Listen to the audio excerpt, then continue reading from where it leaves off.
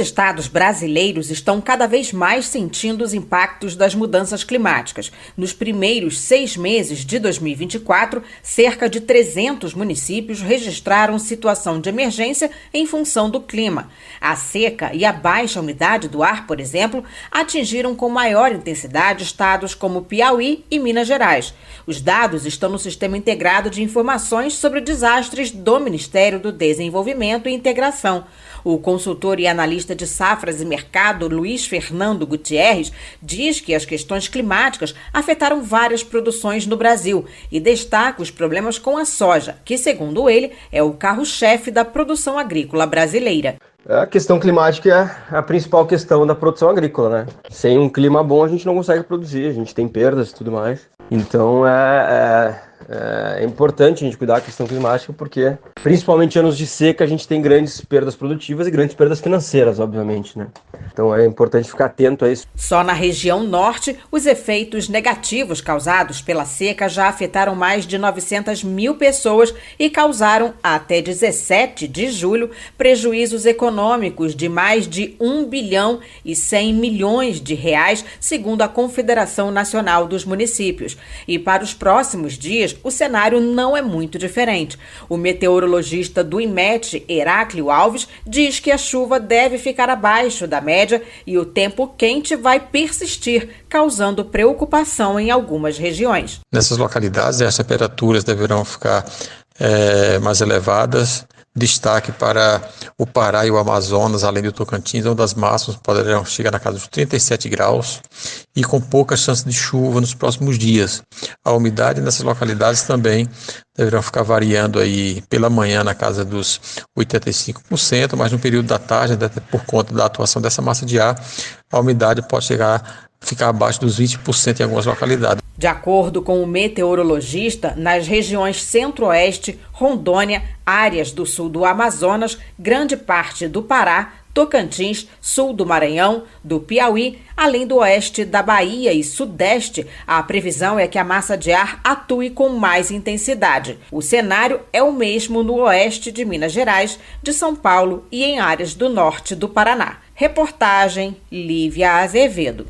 O ministro Alexandre de Moraes do Supremo Tribunal Federal, STF, retirou o sigilo de áudio no qual o ex-presidente Jair Bolsonaro, o ex-ministro do Gabinete de Segurança Institucional, GSI Augusto Heleno, e o ex-diretor da Agência Brasileira de Inteligência, ABIN, Alexandre Ramagem, conversaram e conversam, na verdade, sobre o uso ilegal da ABIN para espionagem.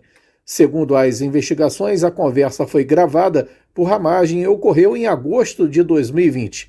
O áudio foi citado no relatório da investigação chamada de ABIN Paralela. Além do áudio, o STF disponibilizou a degravação da conversa feita no processo da Polícia Federal. A gravação tem 1 hora e 8 minutos e estava sob segredo de justiça. Segundo a Polícia Federal, a conversa está relacionada ao uso ilegal da ABIN para obter informações sobre inquérito no qual o senador Flávio Bolsonaro foi investigado por rachadinha quando ele ocupou o cargo de deputado estadual pelo Rio de Janeiro.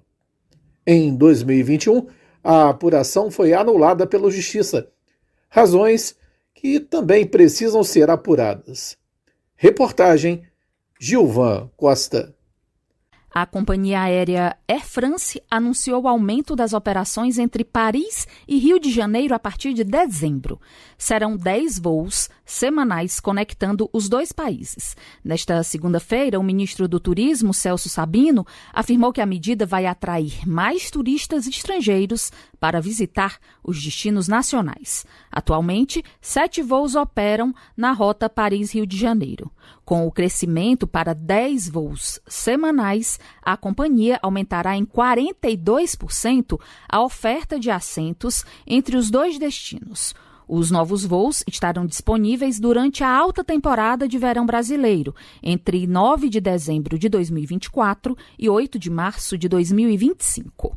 O governo federal tem implementado ações para impulsionar o Brasil como destino para viajantes internacionais. O Programa de Aceleração do Turismo Internacional prevê parcerias público-privadas com companhias aéreas e aeroportos, focando na ampliação do número de voos internacionais para destinos brasileiros. Na primeira rodada do programa, houve um aumento na oferta de mais de 70 mil assentos em voos internacionais para o Brasil.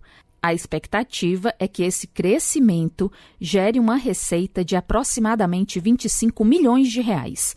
Da Rede Nacional de Rádio em Brasília, Renata Martins. O segundo texto que regulamenta a reforma tributária deve ser prioridade na Câmara dos Deputados na volta do recesso parlamentar em agosto. O projeto trata de assuntos de interesse de estados e municípios, ao regulamentar como vai funcionar o comitê gestor do IBS e a distribuição das receitas. Membro do grupo de trabalho que discutiu o primeiro texto da regulamentação da reforma, o PLP 68 de 2024, o deputado federal Luiz Gastão, do PSD do Ceará, afirma que a próxima prioridade da Câmara é votar essa regulamentação. Um dos aspectos em discussão é como vai funcionar o Fundo Nacional de Desenvolvimento Regional previsto na reforma. Eu vou me debruçar agora justamente no PL 108, que regulamenta a utilização desses fundos e dessas ações.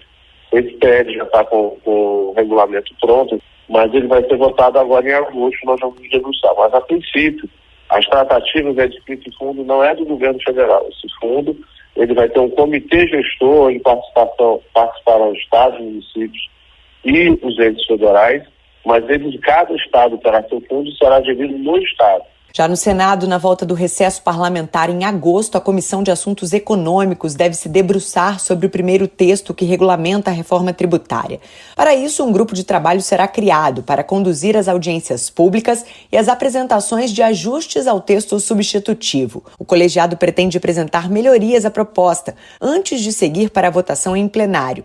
E o senador explicou que o texto não seguirá diretamente para a Comissão de Constituição e Justiça. O grupo será coordenado pelos senadores Alci Lucas, do PLDF. Tem ainda muitas questões a serem discutidas na reforma tributária. Tanto no Senado quanto na Câmara dos Deputados há consenso que o texto deve sofrer alterações, já que mudanças de última hora passaram, como o aumento das exceções, incluindo a carne e o sal na cesta básica, com alíquota zero. Inclusões que podem afetar a alíquota do IVA, prevista inicialmente em 26,5%. O deputado Luiz Gastão reforça a importância da reforma para o país. A reforma tributária, antes de qualquer coisa, é uma reforma que nasceu do parlamento, passou realmente também pelo governo, pela ajuda do governo, mas é uma reforma de Estado, não é uma reforma PTV. Ela vai mudar todas as regras de relação de consumo do país. O Congresso Nacional retoma as atividades em agosto após o recesso parlamentar. Reportagem Lívia Brás. O Rio Imagem Baixada é atendimento de primeiro mundo. O elogio é do servidor público José Damião da Silva, de 56 anos. Ele é morador de Queimados e um dos pacientes atendidos pelo Centro de Diagnóstico, que completou agora em julho o primeiro ano de funcionamento com a marca de 1 milhão de exames realizados. E a partir do próximo mês passa a oferecer novas análises como endoscopia digestiva e colonoscopia. Os procedimentos são importantes no rastreio de casos de câncer de estômago e intestino, além da prevenção de outras doenças. Reportagem Gilvan Costa. 36% das famílias brasileiras gastam mais da metade do orçamento mensal com energia elétrica e gás de cozinha, segundo uma pesquisa do Instituto Polis. Os dados do levantamento Justiça Energética, produzidos pelo IPEC, foram apresentados na última quinta-feira durante o seminário da Comissão de Legislação Participativa da Câmara dos Deputados. De acordo com a apresentação feita pela representante do Instituto Polis, Maria Gabriela Feitosa, durante o seminário, a energia elétrica e o gás de cozinha são os itens que mais impactam o orçamento doméstico em comparação com os outros itens básicos para a sobrevivência. A doméstica e moradora de Duque de Caxias, no Rio de Janeiro, Silvana Fagundes, conta que na casa em que mora residem 4 pessoas e gasta em torno de R$ 700 por mês com conta de água e luz. Ela comenta que muitas vezes o valor das contas compromete a segurança alimentar da família. Porque muitas das vezes deixamos de comprar, se alimentar melhor por causa do preço do gás. O gás está um preço muito elevado para um salário que a gente ganha, né? Deixamos de fazer compra para poder pagar gás, luz. De acordo com a Câmara de Comercialização de Energia Elétrica, o Brasil encerrou maio com um consumo de 70.207 megawatts médios, um aumento de 8% em relação ao mesmo mês do ano anterior. No mercado regulado, o consumo aumentou 12,3% devido ao clima quente. No ambiente livre, onde os consumidores negociam diretamente seus contratos, o aumento foi de 1,8% em relação a maio de 2023. Reportagem Sofia Stein. O presidente Lula recebeu nesta segunda-feira, no Palácio do Planalto, o ex-primeiro-ministro britânico Tony Blair. Durante a conversa, que durou cerca de 45 minutos, eles trocaram impressões sobre a volta do Partido Trabalhista ao poder no Reino Unido, após 14 anos de governos conservadores. A reunião de governos democráticos contra o extremismo, a ser organizada à margem da Assembleia Geral da ONU em setembro, também foi pauta da conversa.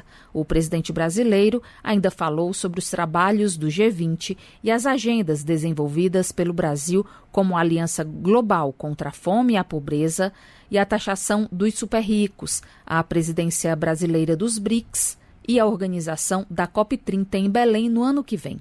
Da Rede Nacional de Rádio em Brasília, Renata Martins. O Plano Safra 2024-2025 vai contar com quase 67 bilhões de reais em recursos disponibilizados pelo Banco Nacional de Desenvolvimento Econômico e Social, o BNDES. O valor foi anunciado como sendo o maior já operado pelo banco e representa um acréscimo de investimentos de 73% em relação ao último ano safra. Os protocolos foram abertos semana passada. Do valor total, 33,5 bilhões de reais serão disponibilizados em recursos equalizáveis e 33 bilhões de reais por meio da linha BNDES Crédito Rural. Segundo o presidente do BNDES, Aloysio Mercadante, o banco está retomando o papel de apoiador do setor agrícola. A vigência do plano teve início agora em julho e vai até 30 de junho do próximo ano. Para a agricultura empresarial, os recursos serão oferecidos por meio de 12 programas, entre os quais o PRONAMP e o Programa para a Construção e Ampliação de Armazéns, o PCA. Reportagem Gilvan Costa. Serão 4 dias de discussões sobre os desafios emergentes do século XXI e o papel do Estado na promoção de um modelo de desenvolvimento sustentável e socialmente justo. O Rio de Janeiro, que também vai sediar a cúpula do G20, grupo que reúne as maiores economias do mundo, também é o palco desse encontro paralelo, para enfrentar os desafios e atender às necessidades da população. Os bancos públicos terão um papel fundamental. No Brasil, o Banco Nacional de Desenvolvimento Econômico e Social vai ser um dos protagonistas, como afirmou o presidente do BNDES, Aloísio Mercadante. Tem que ter ousadia, tem que fazer inovação tecnológica, tem que fazer inovação, criar novos mercados, novas possibilidades e apontar novos caminhos, como nós fizemos aqui no Brasil. Transformação digital, futuro do trabalho no serviço público, transformação na educação, diversidade e inclusão também estão em debate. A ideia é reunir a visão de diferentes especialistas nacionais e internacionais e sociedade civil para que seja possível promover uma reforma na governança global que possibilite mudanças urgentes na realidade. A ministra da Igualdade Racial, Aniele Franco, defendeu uma sociedade mais igualitária e inclusiva. Precisamos, então, observar as desigualdades sociais não como pano de fundo, mas como centro. A pobreza não é um problema dos pobres, assim como o racismo não é um problema das pessoas negras e o machismo também não é somente um problema das mulheres. As violências que limitam a vida e os direitos básicos não são dados frios em relatórios, bem como o impacto das mudanças climáticas não são transitórios ou problemas do futuro. O Brasil ocupa a presidência do G20 até novembro. E a reforma da governança global é um dos temas de debates escolhidos nos eventos do grupo. A ministra da Gestão e da Inovação em Serviços Públicos, Esther Dweck, falou sobre o papel do Estado nas mudanças globais. O Estado do futuro que queremos é verde, digital e inclusivo, protegendo direitos, reduzindo as desigualdades entre pessoas e entre países em todas as suas dimensões. Ele é redistributivo, sustentável, feminista, antirracista, anti-homofóbico e transfóbico, anticapacitista e que enfrenta todas as formas de discriminação. É aberto e permeável à participação da sociedade. Durante a presidência, os assuntos prioritários estabelecidos pelo governo brasileiro são combate à fome, pobreza e desigualdade, desenvolvimento sustentável e governança global. A cúpula de líderes do G20 será entre os dias 18 e 19 de novembro, no Rio de Janeiro. Reportagem Luciana Colares de Holanda. Sobradinho Restaurante Grill e Pizza. Há mais de 20 anos na Avenida Alberto Braune 98, centro de Nova Friburgo. Refeições deliciosas de segunda a sábado, com atendimento especial para empresas. Destaques: prato executivo com guaravita grátis e self-service com churrasco. No fim do dia, pizzas artesanais com massa de aipim. Pagamento por cartões ou Pix. Peça pelo WhatsApp 22 997 652 003. Sobradinho Restaurante Grill e Pizza. Tradição e sabor no seu dia.